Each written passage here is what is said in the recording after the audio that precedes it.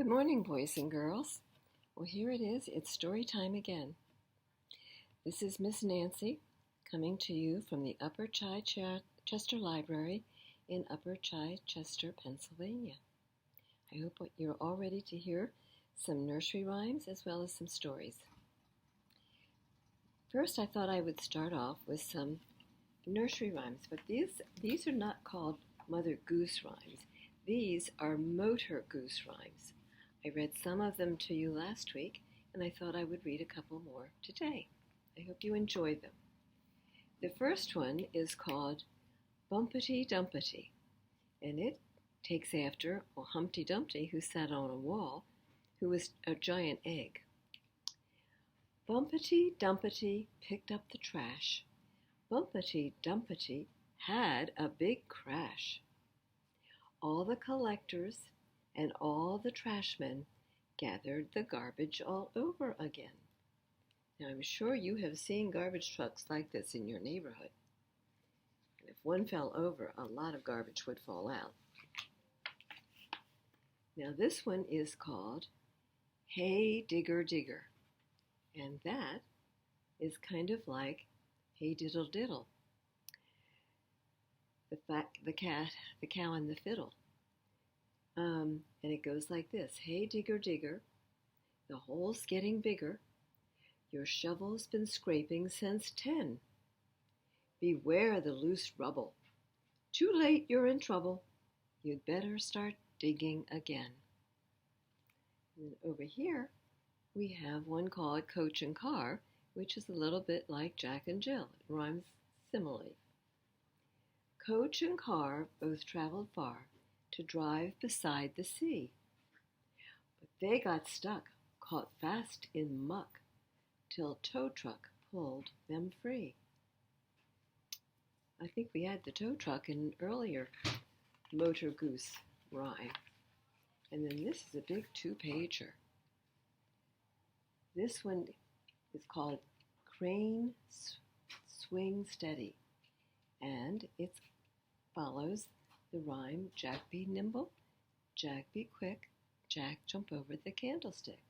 But instead, this one says, Crane swing steady, crane swing fast, crane knocked over the building mast. As you can see the buildings and this big crane with a wrecking ball on the top of it. Let's see what the next one will be.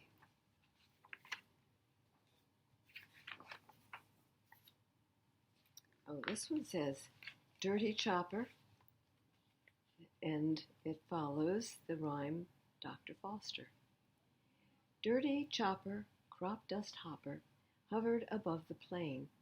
He dusted for days in the grime and thick haze, and never got clean again.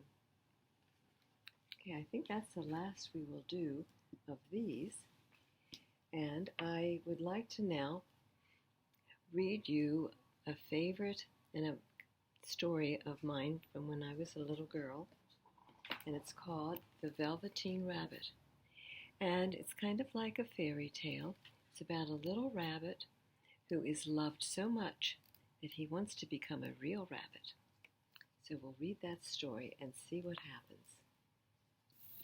This is a fairy tale and starts with Once upon a time. There was a velveteen rabbit, and he was nearly perfect. He had smooth spotted fur, real thread whiskers, and his ears were lined with the softest pink satin. On one Christmas morning, he was sticking out the top of a boy's stocking, just waiting to be found. For a long time after Christmas, the Velveteen Rabbit lived in a toy chest in the nursery with many other toys.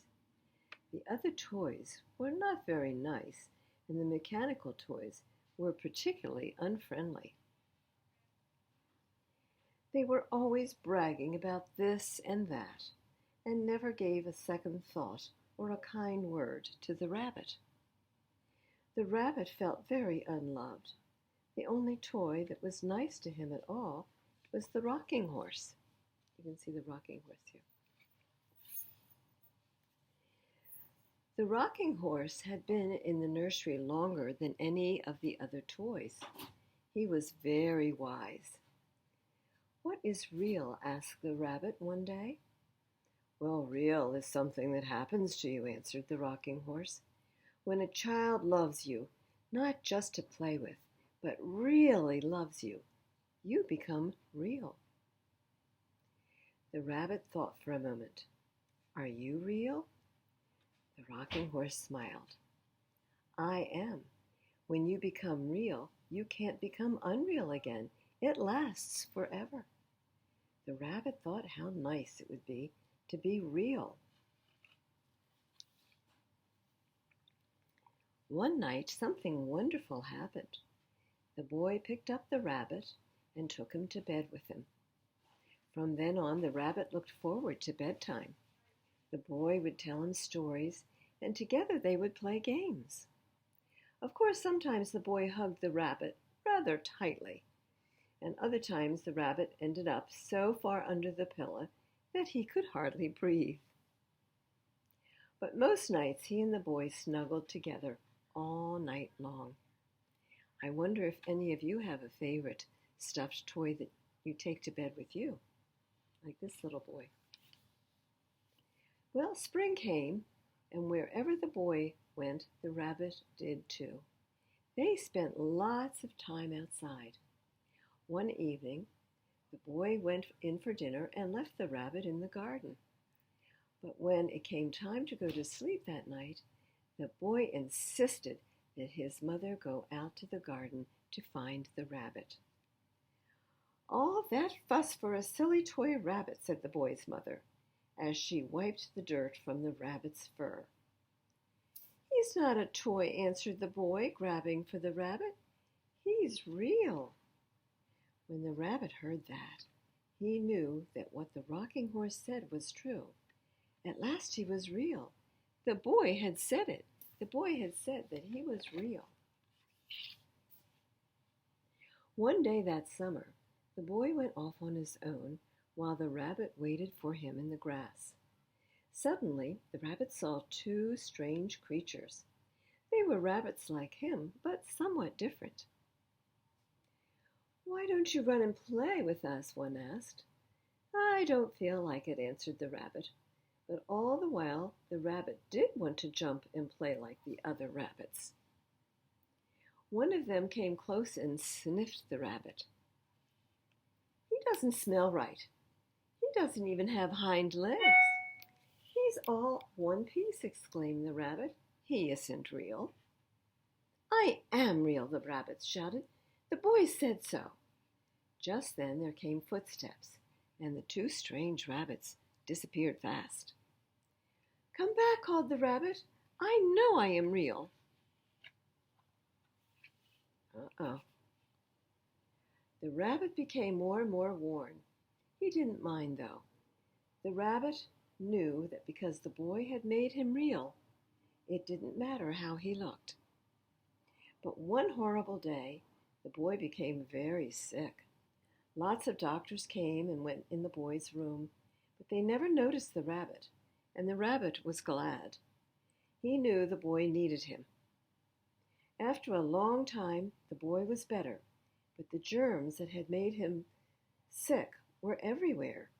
All the toys had to be thrown away. Out went the mechanical toys, out went the books, out went the blocks, and out went the rabbit. You can see here all the toys are in a big bag. It looks like they've been they've been sent outside. The rabbit found himself at the top of a sack of discarded toys with nothing to do but sit and think. He thought about the boy, and then he thought about what the rocking horse had told him. What was the point of being real if it all ended up like this? At that moment, he began to cry. But then a strange thing happened. When the rabbit's tear had fallen, and where it had fallen, a flower grew out of the ground. It was so beautiful that the rabbit just sat there and stared. Suddenly the flower blossom opened and a fairy appeared, as you can see right in the middle of the flower blossom. The fairy came close to the rabbit. "Little rabbit," she said, "I am the nursery magic fairy. I take care of all the playthings that the children have loved. When the children don't need them anymore, I take them away with me and make them real." "Wasn't I real before?" asked the rabbit. "You were real to the boy because he loved you," the fairy said. "Now you will be real for everyone." She flew them to a field where many wild rabbits danced and played. "I've brought you a new playmate," said the fairy. "You must teach him all he needs to know." The rabbit watched the other rabbits. He didn't want anyone to know that he was made all in one piece. The fairy had changed him completely, but he did not know it. Then something tickled his nose and he raised his hind leg to scratch it. And that's when he discovered that he had hind legs. He leapt high into the air and gave a great whoop of joy. The seasons passed. In the spring, the boy was playing in the yard when two rabbits crept out and peeped at him. One looked familiar.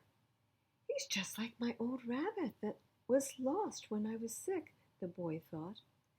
But he never knew that it really was his own rabbit, who had come back to see the child who had first helped him become real.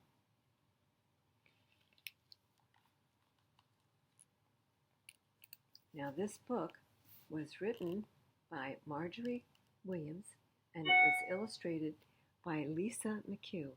And I hope you enjoyed that story.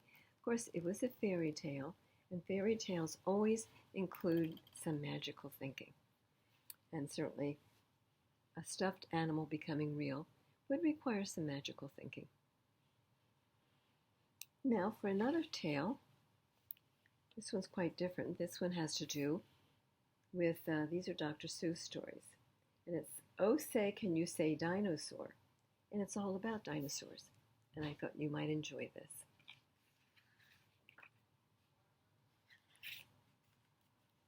It's written by Bonnie Worth, and it's illustrated by Steve Heffel. Okay, there is the Cat in the Hat. He has been the originator and the teller of many stories. I'm the Cat in the Hat. You've met me before. Today I will speak of the great dinosaur. Dinosaurs lived on the earth long ago, before you and me, so how do we know? From fossils. Dinosaur teeth, eggs, and bone got stuck in the muck, then that muck turned into stone. These fossils are old, they are dusty and worn, because they were made long before you were born. Not hundreds of years ago, but thousands of years ago, but millions of years ago, long before you were born.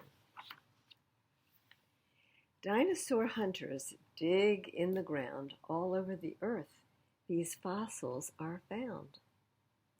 The hunters use tools to chip all day. The fossils come loose, and they pack them away.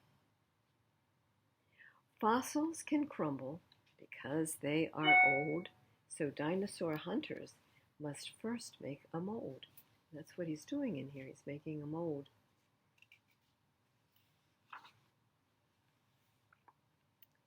To the dinosaur labs, every bone, tooth, and bit is carefully shipped to see how they fit.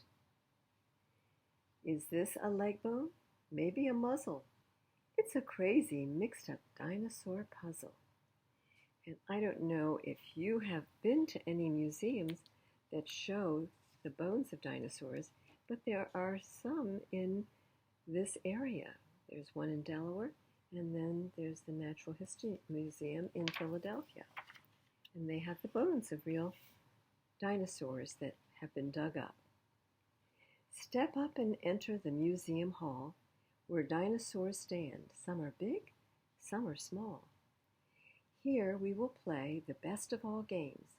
Oh, say, can you say the dinosaurs' names?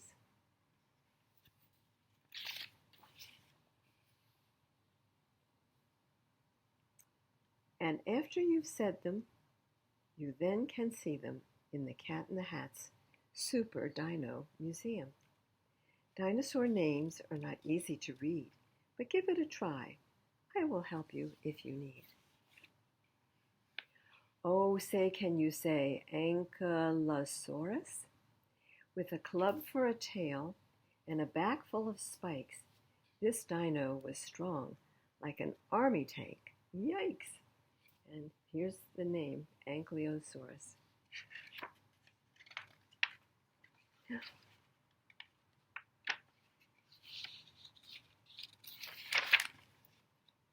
Now, can you say Maiasaura? There's one way to know that this dino did best. She kept her kids cozy and safe in a nest. You can see all the baby dinosaurs emerging from eggs, because that's what we know. That's how they were born. They were born out of eggs. She kept the nest tidy. She got her kids food. She was a good mother to her dino brood. And we say, Maiasaura. Oh, here's the fearsome Tyrannosaurus Rex. Now say Tyrannosaurus Rex. You said that quite nicely. Now you'd better go. T-Rex is no kitten. I think you should know. You can see he has very long teeth. That's how he got his food, using those teeth and the claws on his front legs. This T-Rex was strong, with long teeth sharp as knives. When most dinos saw him, they ran for their lives. T-Rex was a hunter. He hunted for meat. Other dinosaurs were his idea of a treat. Carnivore is the name that we give to dinos like this who ate meat to live. Oh, now we have Triceratops. Oh, can you say Triceratops? This dinosaur's head had 3 horns upon it, sticking up out of a hard sort of bonnet. But though he was smaller and not half as fierce, his head was too hard for T-Rex's teeth to pierce.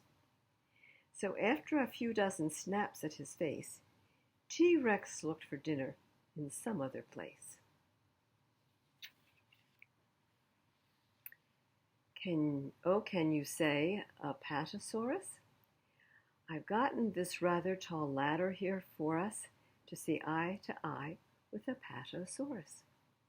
This dino's long neck, see his long neck, reached up high into trees where they fed on green leaves just as much as they please. Herbivore is the name that we give the dinos like these who ate plants to live. Can you say Brachiosaurus? This dino was taller than 51 feet. And just how much food do you think he could eat?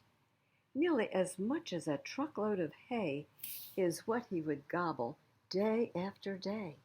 Can you imagine eating that much food? But he's a very big animal. Here we have Brachiosaurus. That's how he grew to this size, as you see. The cat in the hat just comes up to his knee. He's nowhere as smart as you or me. His brain is the size of a small zucchini. You see the zucchini here? And his brain is very small. A zucchini is a piece of, is a vegetable that sometimes your mother might use in her cooking. They look a little bit like a cucumber. Now this is an iguanodon. Oh, can you say iguanodon? What did he do with his thumb? Look at that long pointed thumb. We think that we know. We think that he used it to jab at his foe. How do you say Deinonychus? Terrible claw is what its name means. You see this claw on the end of his arm? We think that this dinosaur hunted in teams. See, there's all of them going after this great big dinosaur. Can you say Archaeopteryx? This fine feathered friend is the earliest known. This bird might have glided. This bird might have flown. One thing we must ask, and we must be quite firm. If this bird is so early, did he catch the worm? You can see the bird trying to get the worm out of the ground. It's getting late now. I see night is falling. The museum is closing. Your mother is calling. Before you head home, dear Sally and Dick, I have a surprise that is really quite slick. This dino's the earliest cat that is known. No one has seen it.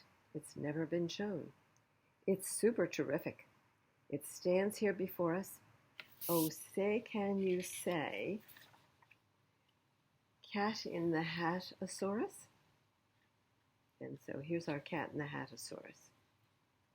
Now, he was not real. He's just making that up. Now, just for a little information about dinosaurs, the term brood means a number of young that have hatched all at one time. So a brood would be all those eggs, those little hatchlings from the dinosaurs' nests that we saw. Carnivore is an animal that eats flesh. Dinosaurs mean terrible lizards. This is the name of the large group of reptiles that lived 210 million years ago. Most dinosaurs died out 65 million years ago. Another word that was used was foe, and that means enemy.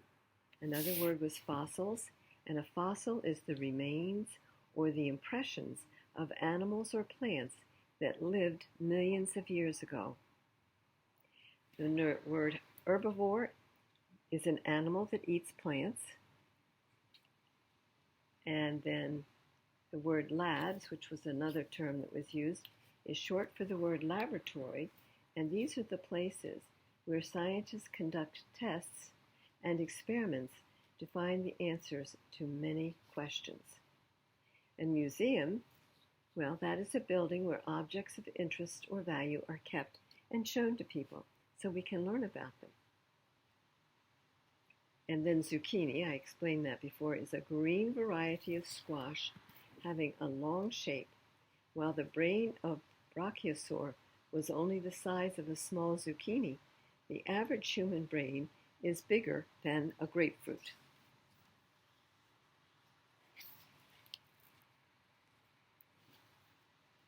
So I hope you enjoyed this information, and it was written by Bonnie Worth and illustrated by Steve Hefili, as I mentioned before. We are now in the month of October, and there's a very special holiday that happens in October. And so I thought I would start the month off with a Halloween story. I found this in the library. It's called Halloween Night, and it's by Arden Druce and illustrated by David Wenzel. The illustrations are a lot of fun. It's not a long story, but the pictures are great. On Halloween night, when it's dark and scary, who can swoop through the air with a swish and a flurry? Okay, now we see over here, we see a witch on the broom. I guess on Halloween night there would be a lot of witches flying about. I can, said the witch. And there she is on her broom, flying towards a spooky old house. You can see there she is on that side. In a haunted house surrounded by mist, who can spin shimmering webs with a swirl and a twist? Okay, what would we find in a spooky house like that? Well, I can, said the spider. That is what we would find. We would definitely find spiders in old spooky houses like that. On a darkened porch, when the moon is low, who can light a smile with a shine and a glow? Oh, I can, said the jack-o'-lantern. And I bet you're going to be making some jack-o'-lanterns at your house out of pumpkins. You've probably seen pumpkins around town already. With an eerie light and a shape like a lump, who can walk through closed doors with a thud and a thump? Okay, let's see who we find. I can, said the ghost. Remember, we're in an old ghostly house where a ghost lives. In a field of corn, where breezes mutter, who can stir in the wind with a flap and a flutter? I can, said the scarecrow. Ooh, that's a big old scarecrow, isn't it? Let's see. You open this so you can get a good look at him. We see them in cornfields to keep the birds away. In a twisted tree that's drenched in dew, who can glide from a branch with a hoot and a hoo? Maybe you can guess. I can, said the owl. They go, hoo, hoo, hoo. With a skull and some bones and no other matter, who could dance in the wind with a clink and a clatter? Oh, let's see, who would that be? Aha. I can, said the skeleton. Hanging upside down in a tree while napping, who can soar through the air by fluttering and flapping? Well, what else do we see on Halloween nights? We see ghosts, witches, skeletons, pumpkins, but we also see bats. Somebody dressed up like a bat. Hunched on a fence, howling sounds you can't miss, who can wake everyone with a screech and a hiss? Let's see who that would be. I can, said the cat. That's a big, black, scary-looking cat, isn't it? All in their costumes, ready for fun. Who can frighten everyone? See all the ghost and the witch. They're all walking up to the door. And they're going to say, trick or treat. We can. And there's the pumpkin, and there are all the children in their costumes. So Halloween is coming up soon, and it's a lot of fun for everybody, adults and children alike. Here's a picture of that big black cat on the back. And on the front, where we see the name of the author, Arden Druce, we see the little children marching up to the house to get their treats. And they often say, trick or treat. Now I know that here in Upper Chichester, they don't do it house to house. You go up to the community building on Fury Road, and the date will be given out fairly soon, I'm sure, on the news. And it's sort of trunk or treat, and people's trunks will be open, and there will be treats to give out. And I know that the library will be going up as well and giving out some books. Before we go, I would like to mention some other programs that we have here at the library. I mentioned these last week. The Wool Gatherers virtual crochet class with Hannah. We have crochet kits right here at the library for you to come and pick up. And the first thing that's going to be made is this crocheted hat. And that will be Friday, October the 22nd at 10:30. And it will be a virtual class that she will give. And then there'll be other Fridays. There's going to be a scarf, and there's going to be a baby blanket, Christmas tree ornaments, and a ribbed cowl goes around your neck.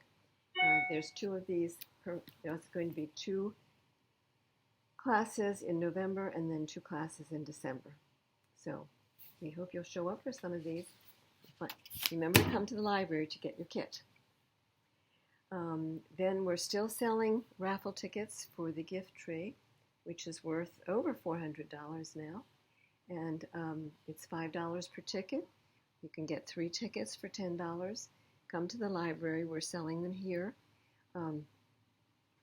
Sometimes You don't even have to come into the library. Some mornings, some of the friends of the library are sitting outside selling.